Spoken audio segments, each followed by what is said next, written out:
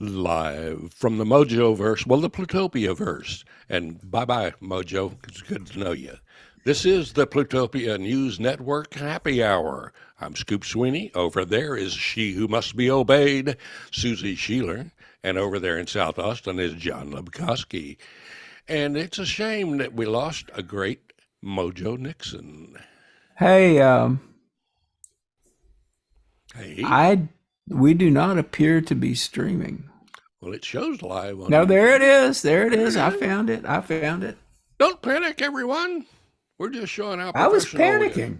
I was feeling very panicky. Anyway, and Susie's the ship Susie turned over. was laying down for a minute. No laying down on the job, Susie. And she's muted, so we can't hear her taking our names in vain. You're muted. Hey. That's No, why, your dog. That's okay. We like dogs. that's why I'm muted. Woof, woof. Hey, So the we were going to talk about borders, Okay. but before we talk about borders, we should pay homage to the late great Mojo Nixon, who just departed us. He was on a cruise. He was performing on a cruise, and apparently he did a real raging performance.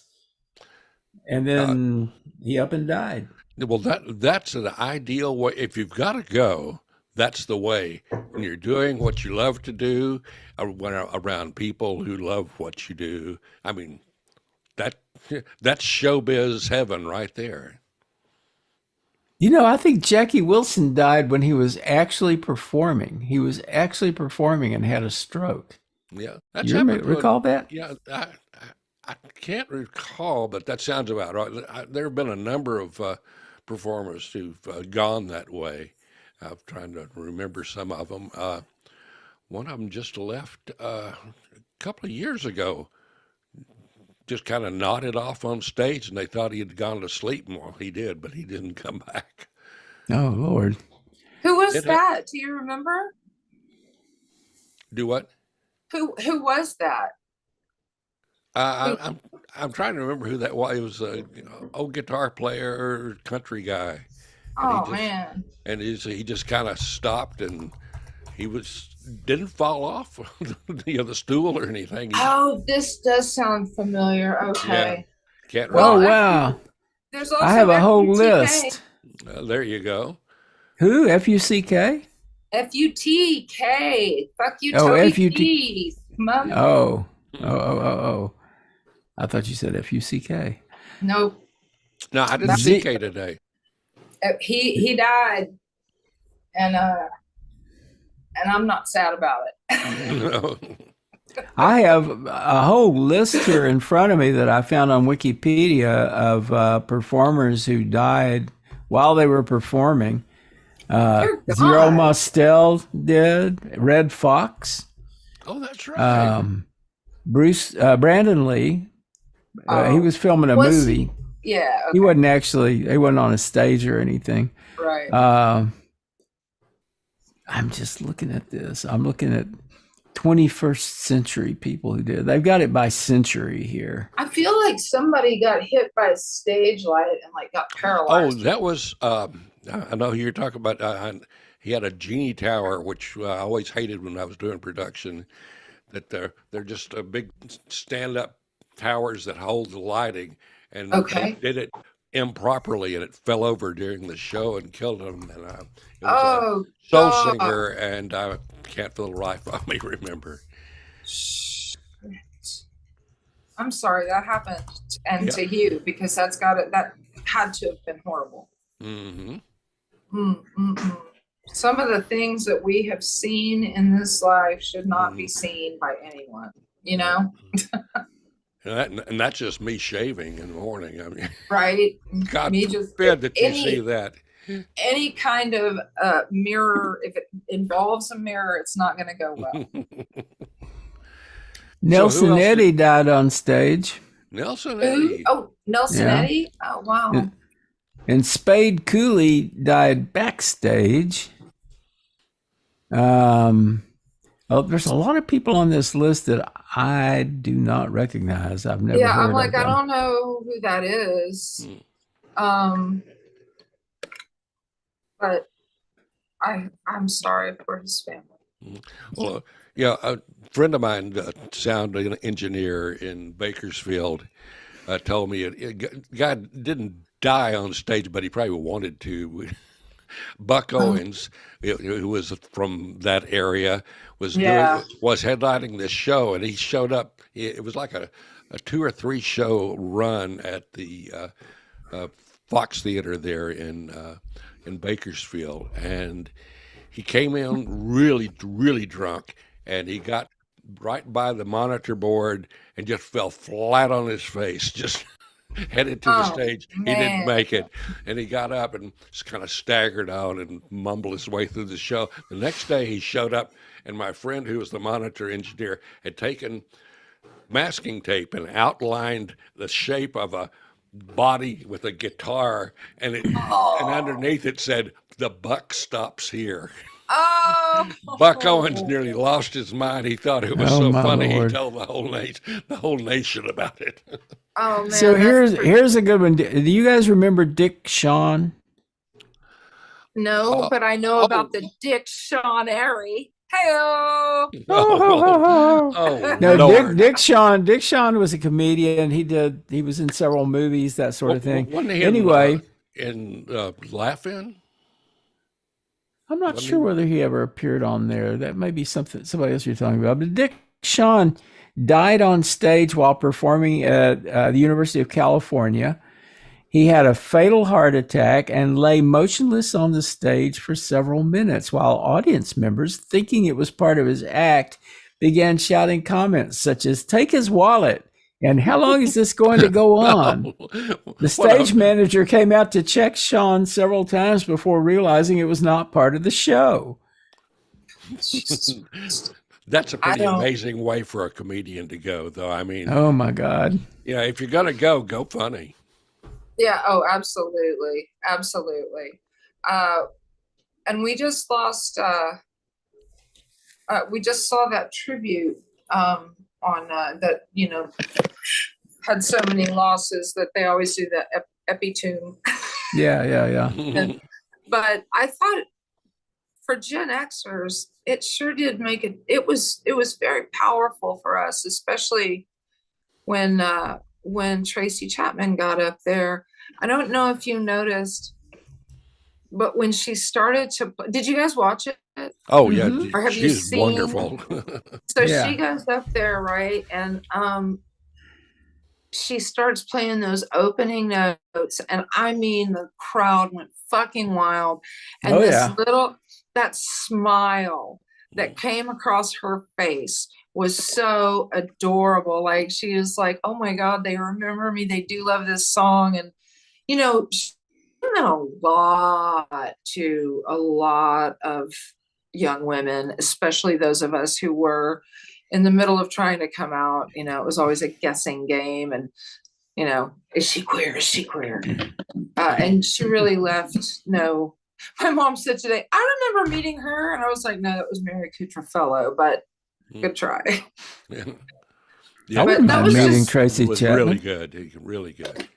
yeah. I think I think it's kind of an exciting thing that what's his name, Luke Combs, that's the Yeah. name of the performer, that Yeah. he decided to bring that song back and it became a huge hit Right. again. Yeah, and Right. he had the class to have her come up and do it with him. I mean, a lot of people get rich off of someone else's song, but it's not often that they'll bring them up to and especially on something like the Grammy Awards show, Yeah. and And then he and did perform their song with them. and then he Well, he looked, bowed to her, and it looked, when after it he kind of bowed in praise of her, and then he kept looking at her. I mean, there was this I don't know how to describe it, just this love and admiration and thrill that he was getting to play this with her. Yeah. And yeah, it he was, looked excited. He looked absolutely excited. yeah, Yeah. it's like Brandy Carlisle used to look when when she just first met Joni Mitchell. Yeah. Now they're old friends, but that was It's great just to be able to meet to play with your heroes, right? Yes, but as Yeah. Suzanne But Vega said, it was when great to heroes see. go down, oh, go ahead. Yeah, it was great to see Joni Mitchell. Yeah, I mean, talk about a comeback. I mean, after an aneurysm and as impaired as she was for a while, and then she recorded that Newport Festival set. I mean, a full set, Yeah, and just that was blew all everyone away. Yeah, Brandy yeah, Carlisle set all of that stuff up. Like yeah, she got absolutely. all of Yeah. those musicians. She is so good. Uh, the first time I ever heard her, she was playing on an Amy Ray album, and Amy Ray is one of my favorite all-time musicians, and she's one of the Indigo Girls, and she went off and Hmm. did her own thing, and she does these. She's so cool. She can play any genre of music. She's put out a country album, a bluegrass album, a punk album, a rock and roll album, country album. It's crazy. It's crazy. But it was really, really, really it was kind of heart-wrenching to watch that and know that all of these kids had no idea who she was. Not a clue. I keep seeing these things posted on threads. How did I not know who Chasey Trapman was? And Yeah. I don't. Well, it's a good thing that they know, because maybe there's a lot of people who will be influenced by checking her out and seeing what she did, and maybe they'll become equally good performers. Well, she, also is one of the few people in my generation who wrote an anti-war kind of song. Yeah. Revolution. I think that could make a really big comeback right about now. Yeah, we Hey, had I a bunch in want our to generation, and it's nice to see it coming back if it does. I want to Yeah. point something out about the Grammys this year. I'm sure you noticed this, but pretty much every award went to a woman. Damn right. I don't remember any guys stepping up there. It was women all the way, and Well, that was pretty impressive. Huh? Jay-Z won something Well, it was kind because, of a special award. It wasn't really for any particular like music that he had produced this year. but I was happy to see Boy Genius up there. I'm I glad to was see just, them getting recognition. the whole this has happened twice now to Taylor Swift. Okay. Mm-hmm. Like, so the first time was when she won. Who's Taylor Swift? So the first time she won Album of the Year, yeah. Or Artist of the Year or whatever, Kanye goes in there, right? Oh, Makes an the ass of beginning. Yeah, himself. I remember that. I remember Yeah, that. okay. So this past one, Jay-Z accepts his award and talks about how Taylor Swift shouldn't have gotten the award. It should have gone to Beyonce again. And I'm not saying he's wrong at all, but I am saying that's really kind of say that after when you go do your stuff. It's just so petty to say something like that in front of the person who won. Well, Yeah. yeah, and I hate to say it, but I really think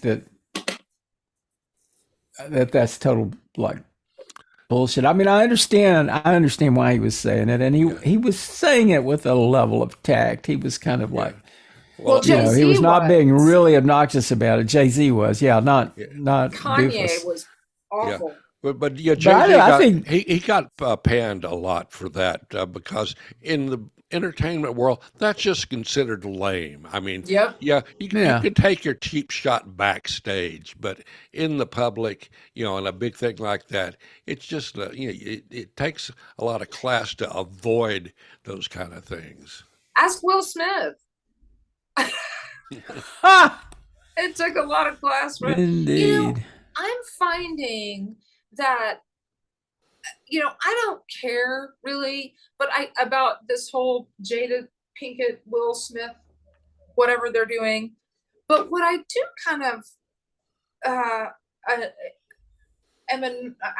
get annoyed by the fact that everyone is blaming Jada for the fact that this man got up out of his seat, walked I don't know what, 45 feet, went upstairs, had time to think about what he was doing, and slapped the shit out of another man on live TV. That's not a woman's fault. Yeah. He made It's that hard to know. decision. Apparently, he thought that he was, I don't know, there was something going on between those two, and I don't know, it was private, and Yeah. it like blew up, and poor Chris Rock, kind of was in the middle of it without ever intending to be.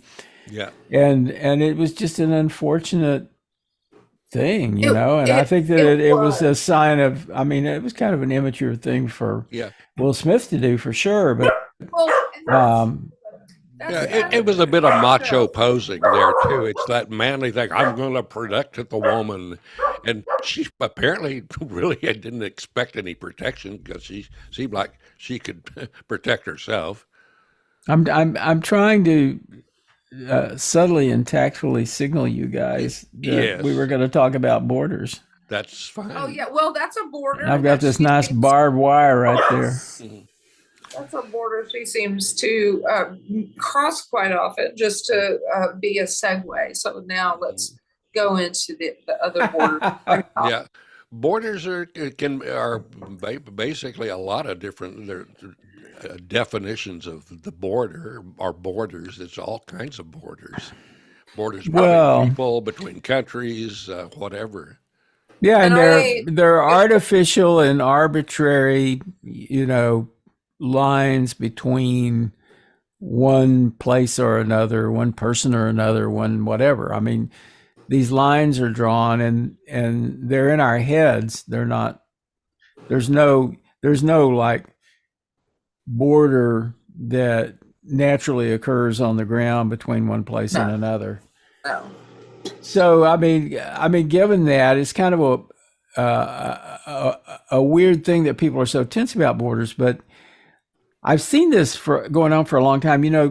Years ago, I worked for Financial Times on their forums, and I recall that in the UK at the time there was a lot of tension about immigrants and people coming across their borders.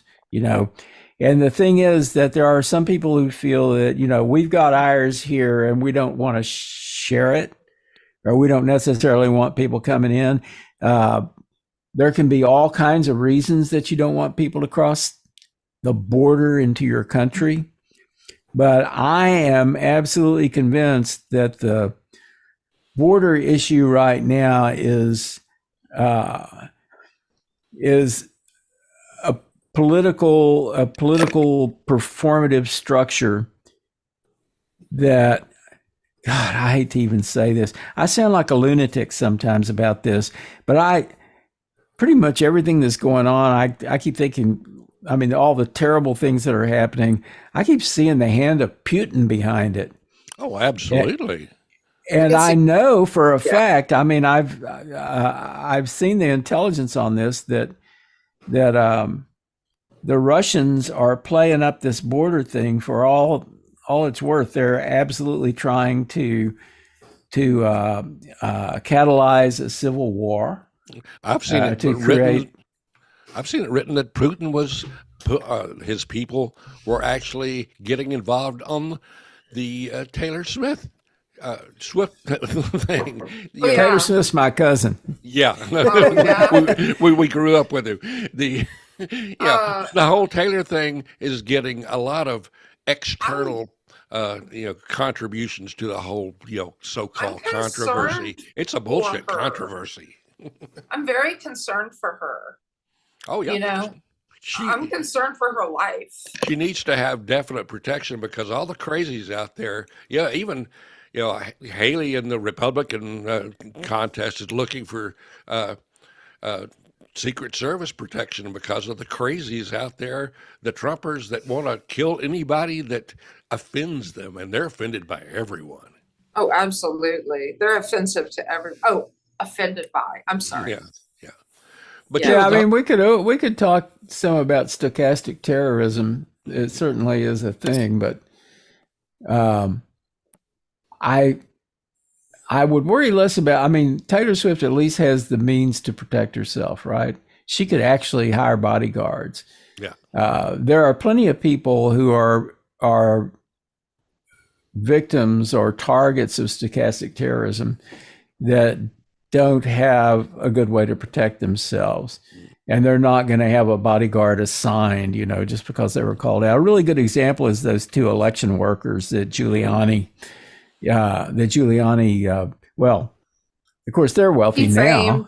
And if he can afford to pay them, then they should have plenty of money to hire bodyguards, I guess. Well, these days, anybody that's working for the Secretary of State in any state is a target because they're involved with the elections. You're constantly hearing someone saying that they want to get rid of the Secretary of State, or they want to get rid of the election boards, and wherever they are, and it's just they're just piling on basically to all the stuff that gets reported basically in Fox News and whatever. I do. I wonder about it. I hear a lot about death threats, but I don't hear very much about death threats being carried out. Oh, look at that. Susie just figured it out. Isn't that cool? Yay. There you are. So what was the solution? I went to my, where you pull down and it has like the flashlight and all of that kind of stuff. Yeah. That's the control center. Well, but I was punching control center within the general apps, and it wasn't showing up. So cool. I wasn't looking at the easy control center because, why not? Well, we should tell our massive audience. We should tell our massive audience that Susie was trying to find a way to go to landscape mode, and we were discussing that before we started tonight.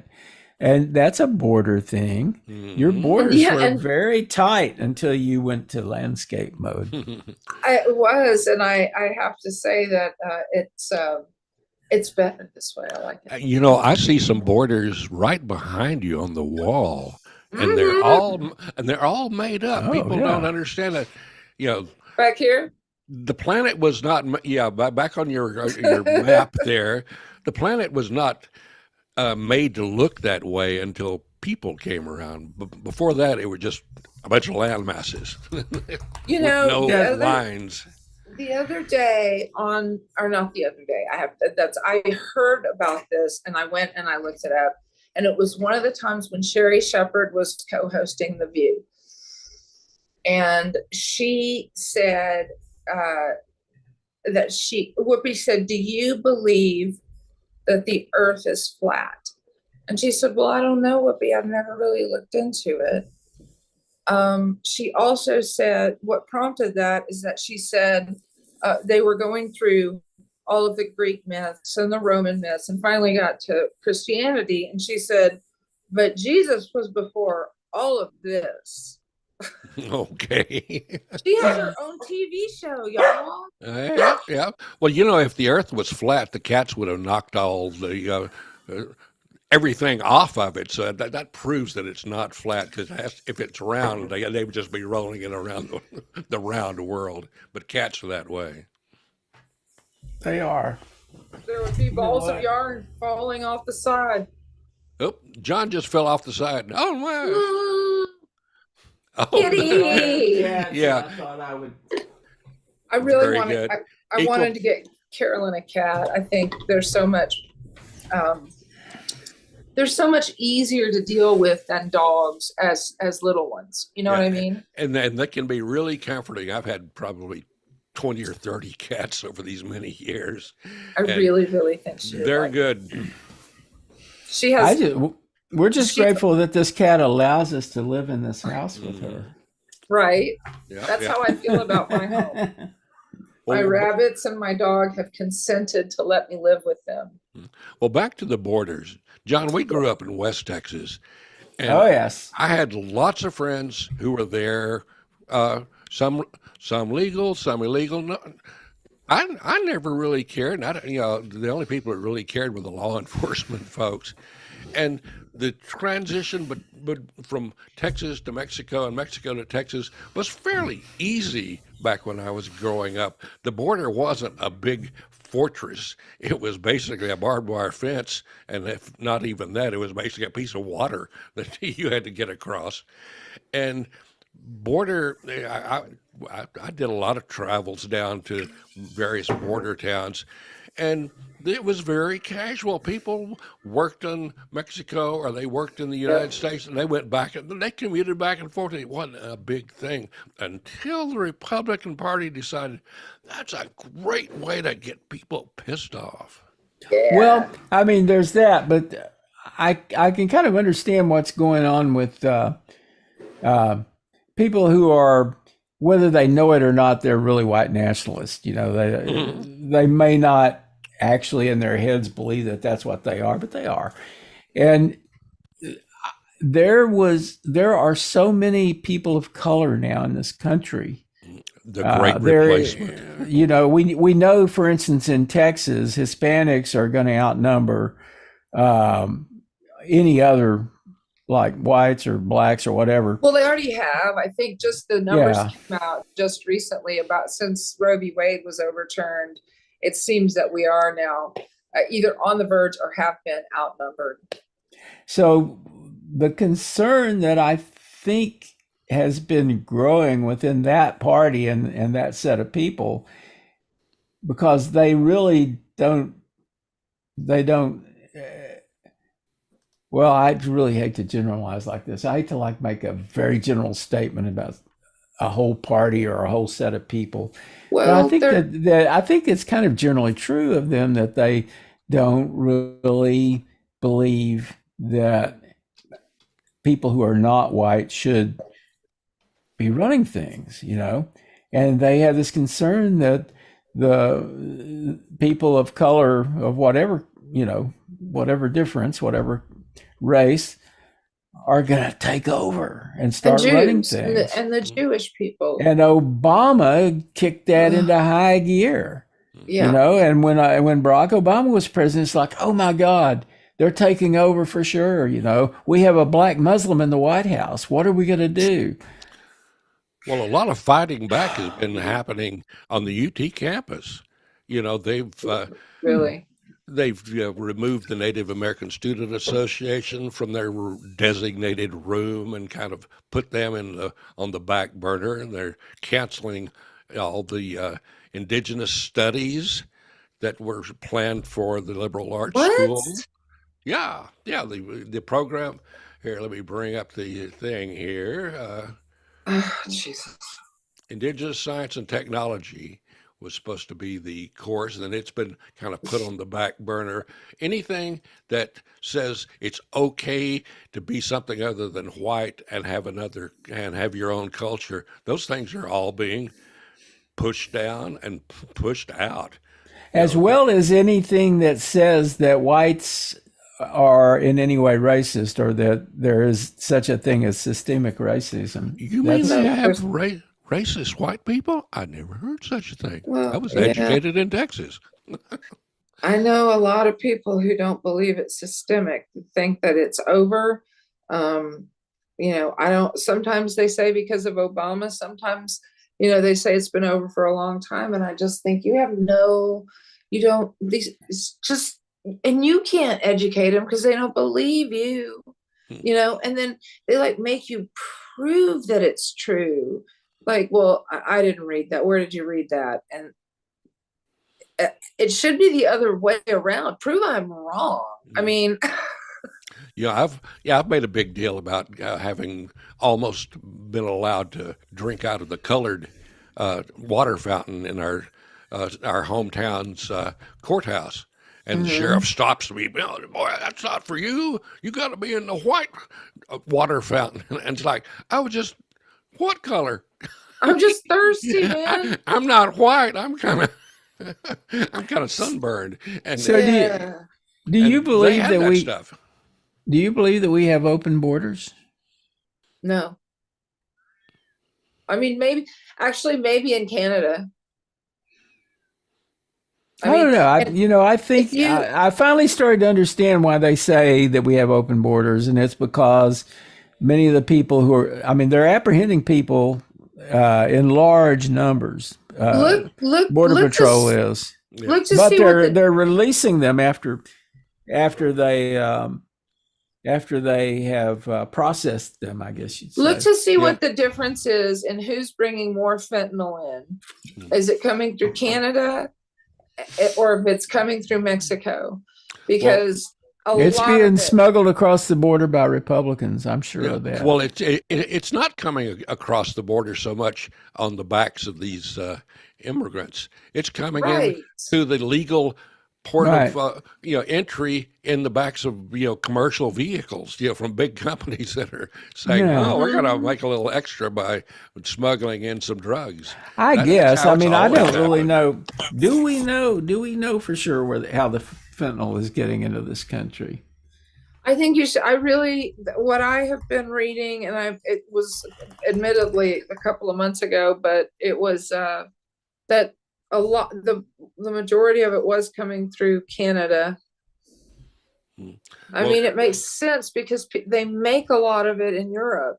yeah. Well, a lot of it actually, from what I've been reading in the Mexican news channels, that they've actually been really trying to cut off the chemicals that are being smuggled in from China to Oh, Mexico, and the wow. cartels have been buying up all the they did the same thing with cocaine, bringing in what all the necessary things to produce cocaine and traffic that. So a lot of it is coming from a lot of different directions, not just from Mexico or Canada, from wherever. But Well, there you are. See, I've yeah, got this little map here. yeah, yeah. Um, and China's where the precursor chemicals came from. some of it is coming in through Canada, and others are Yeah. coming in through Mexico, and some are coming in through looks like California. Hmm. Yeah, well, California with their various big shipping ports there, they get a lot of traffic, and it's impossible to check every shipping container that comes in from China or wherever. So it doesn't surprise me that there's a lot of that coming in. But yeah, I want to crack down on the Canadians. I know they're smuggling that damn maple syrup in I here. know, I I know. mean, yeah, I just think we need to crack down on the maple syrup trade. I don't know. I have had trouble finding illicit maple syrup. I would Huh. like to be able to buy it cheaper than I can right now. Illicit. It's expensive. It makes it sound a Overpriced. little bit salacious there. Yeah, Call it that. So, let's salacious. see. Borders. Let's talk about the EU for a second and the Ukraine, if you don't mind. I would like to know where where you guys think we are, and if I know this bill would have really helped us, but do you think we should be spending more time and money on Israel or or on this particular situation with the Ukraine because they are so close to a NATO country?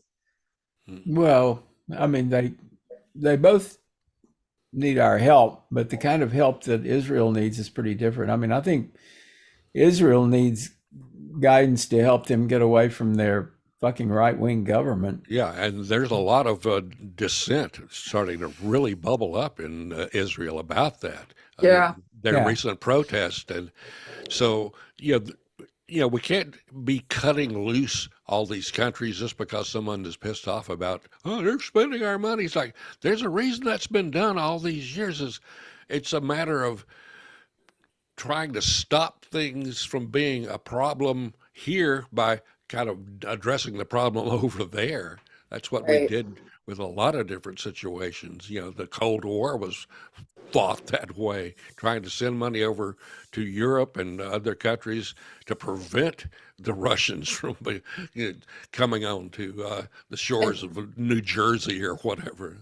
And so what about Tucker Carlson? From what I understand, they are openly mocking him on their news networks. And I guess he doesn't Who is know that. they? Who is The they? Russians. He's in Russia meeting with Putin right now.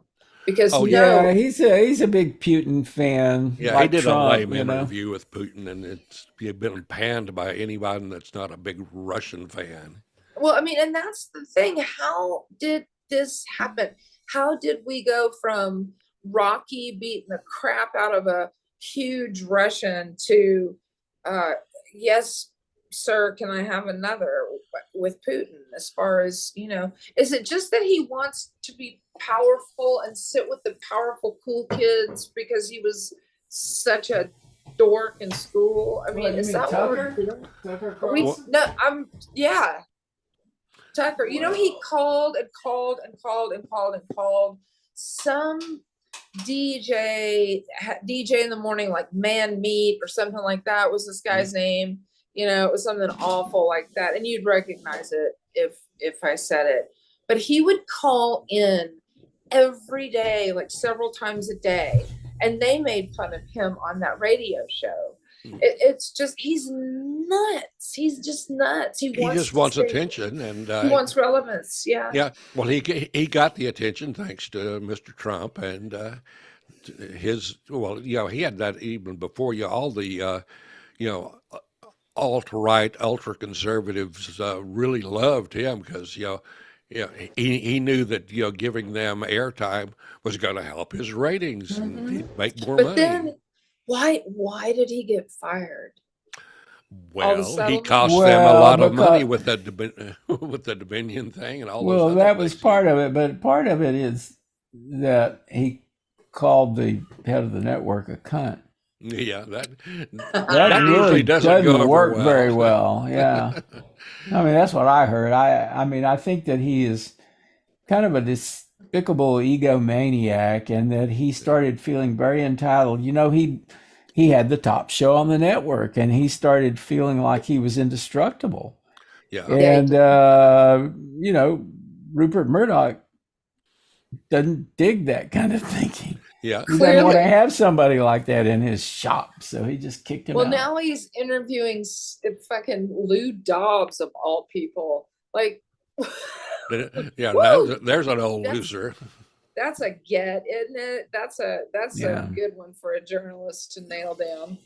And he thinks he's so great because he said, nobody's ever crossed, the Cold War, the borderline into Russia, and even asked to, interview Putin. And, that's not true. First of all, I can't remember which newsman it was, but there was a well-known like Brokaw or rather one of these guys who did interview him, just asked like very few questions, didn't get anywhere really. And then Oliver Stone, right? Oliver Stone? Didn't he interview, isn't it the Putin tapes that he has? I don't know. I'm not sure. Yeah, they were all over. I can find out though. All right. Well, on the whole, European border thing you'd mentioned earlier, that's a big thing. I have some friends who they're expatriates. One of them's in the Netherlands. They're in France, and I have some people in Germany that I follow, and the right wing of all places, the Netherlands, they've got this idiot that managed to get elected, and the people of conscience in the Netherlands, it's always been like a hotbed of progressive living. They're suddenly, feeling intimidated because they have this idiot running their government that really is anti-immigrant from anywhere. Yeah. Doesn't matter what color you, even if you're a white from somewhere else, they're really cracking down.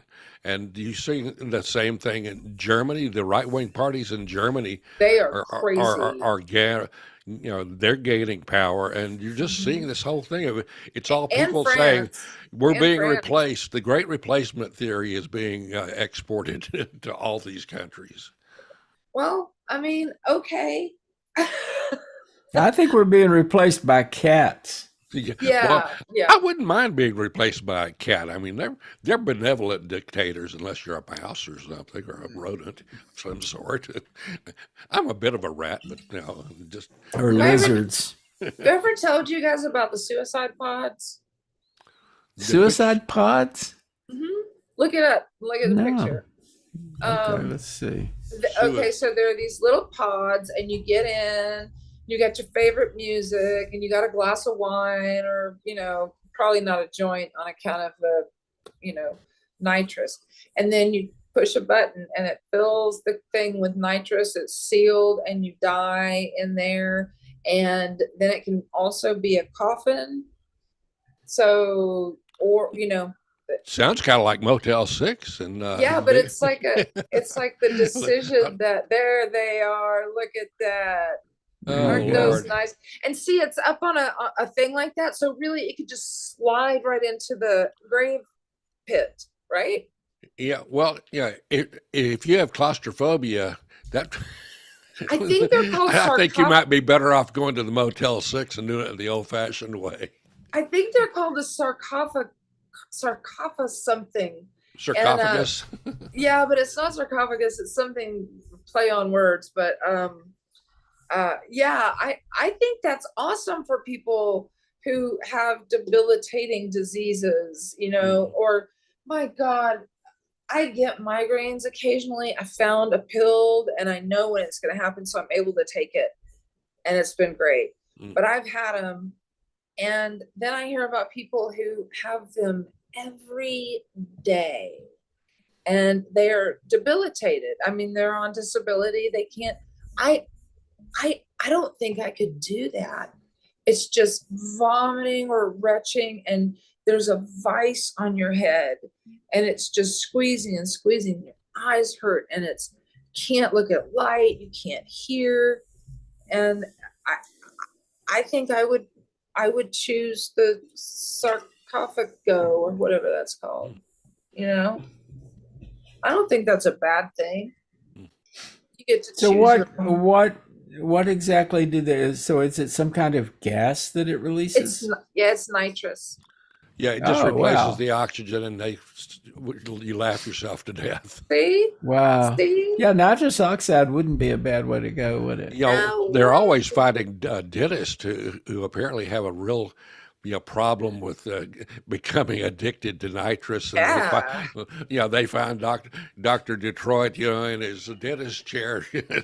He's expired because It used to be a thing at parties, people would show up with a tank of nitrous hell yeah. oxide. Oh yeah. Passing balloons of nitrous around was, Good time. Yeah, those little whippets. Mhm. Wow. I think it would be the perfect way. It seems like it wouldn't hurt, and just kind of go to sleep. I could do that.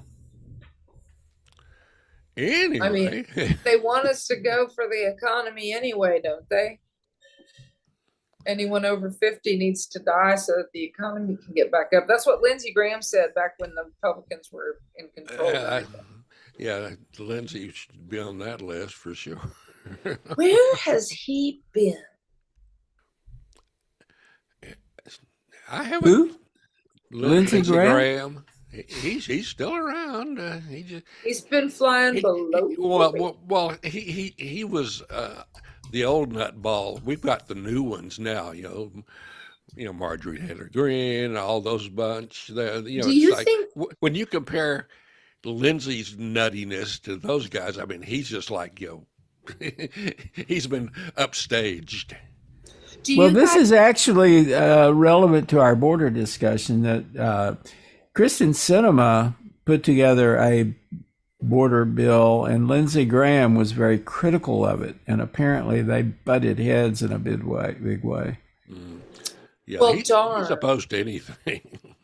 Yeah, he just seems he slumps when he's around Trump, like a dog that's done something bad. He's a shell of a human being. I just I mean, I never had any respect for him, but John McCain did, so I thought at least he would. I was stunned when he agreed with Trump about John McCain. I was stunned. I couldn't believe it. And then said bad things about him. Well, the entire Republican Party is kind of stunned by Donald Trump's, you know, endorsement or lack of endorsement. Yeah, I mean that seems to be what's really driving a lot of these people to do things they normally wouldn't have done, said things that they normally wouldn't say. But if it gets them the endorsement of of His Majesty, then it's okay. Even the border bill that's bipartisan, they are. This is the most egregious thing I've seen in my lifetime as far as politics go. They don't want to give Biden the win. That's exactly what they did to Obama with the Supreme Court justice. I mean, just that's the new politics, is like you don't want to give the other side anything to use in the next election as a positive. So exactly. So we have this passed. It could be gone, and all of a sudden all the senators who said yes, let's do it, said no, because Mike Johnson, who's apparently real good at counting. Oh, and did you hear about the secret Democrat Marjorie Taylor Greene's bitching about? It was just that guy. Yeah. And it was the guy who came in from the hospital to make the vote. He was Texas Democrat. Yes, that's right. Green, yeah. Albert. He showed up to vote wearing scrubs and those hospital socks that they give you. And they kind of wheeled him in there and he voted his vote.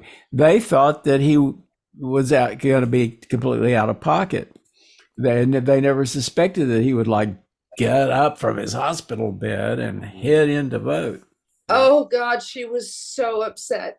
She was like, well, they had their numbers and we had our numbers, and they just waited to see our numbers before they brought this secret Democrat they've been hiding. I mean, what the fuck is wrong with you? And why wouldn't you? If you really love America, you would get this border bill done. And they are proving that they don't. And well, the common complaint of the Republicans is that Democrats cheat by getting more votes. Yeah. Well, speaking of the border, John, I put together a clip about the border from one of our old interviews, our podcast interviews. Oh, yes. Friend of mine, Tom Miller, was a great old Austin denizen at various times. A great travel. He was a travel writer, but he listed on his business card escritor, because he spent a lot of time in Latin America, Cuba, and along the border. And I worked with him on several books. And the last, just before Plutopia News Network went on its extended sabbatical, is what we would call it, John and I talked to Tom about the border. He did a book called On the Border, and he spent a lot of time researching and traveling and examining what the southern border is all about. And so I have a clip here that I was going to take us out with. And Tom did a really good explanation of the border. So if we can, I'm going to take us out. Let me get the screen share going here. Right on. And there it is. South of the border, down Mexico way. Focus in many of your books, of course, has been the Southwest, the southwestern border. The southwestern border and Latin America, that's right. Yes. Yeah, everything south of Tucson, I guess. Well, anywhere from Baja, Oklahoma, yeah. Baja, Oklahoma, actually, indeed. If it's in Arizona, it's anything south of the Gila River, really. Gila River being the east-west dividing line between... let's look at it this way. All the legislation that you've heard about that's embarrassing the state of Arizona so much these days comes from legislators who are north of the Gila. North of the Gila is Goldwater country, Sheriff Joe Arpaio country, John McCain country. South of the Gila is Udall country, Raul Grijalva country, Cesar Chavez country. And there's a very distinct difference in the culture between north of the Gila and south of the Gila. Sounds a bit like the difference between Texas and Austin. Never the twain shall meet. To a certain extent, yes. To a certain extent, yes.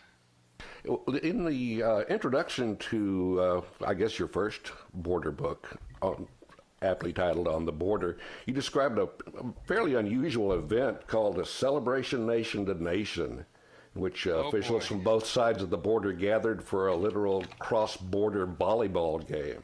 That was awesome. I wish that could still go on. It was wonderfully hokey. All these the sister border towns, Nuevo Laredo and Juarez and El Paso and Nogales, Arizona, Nogales, Sonora, they all have these sister city, and joint Kiwanis Club and joint Rotary Club. They all have these joint things where they shake hands and say, hands across the border, we're all buddies.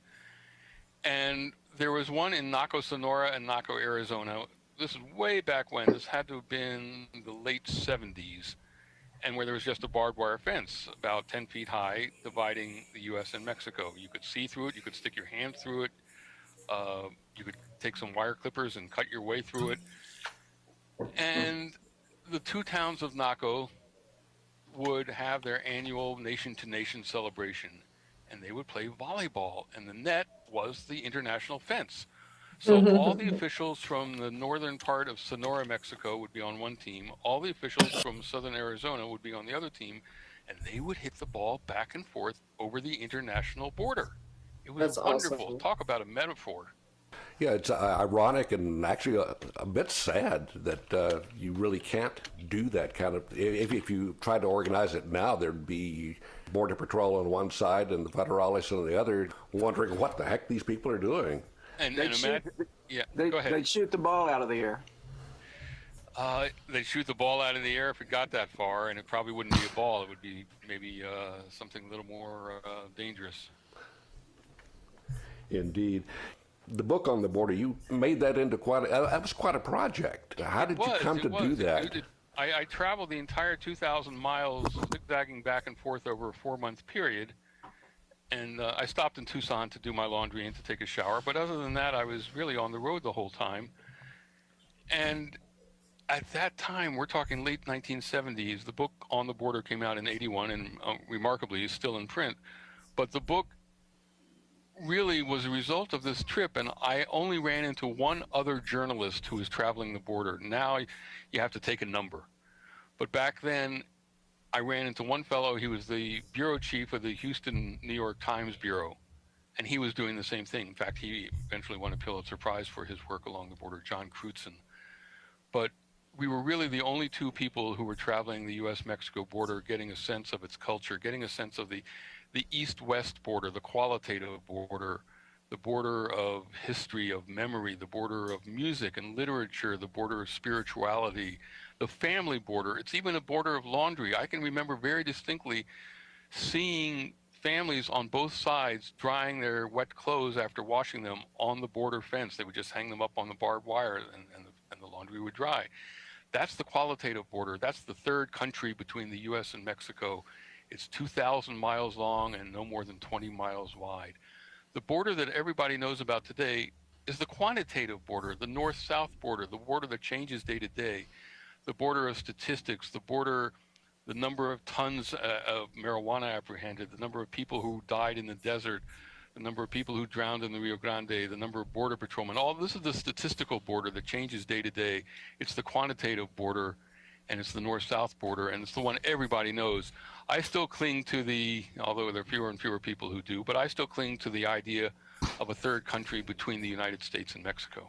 I'm reminded of the fact that the border has an integrity that even the heavy-duty violence can't destroy.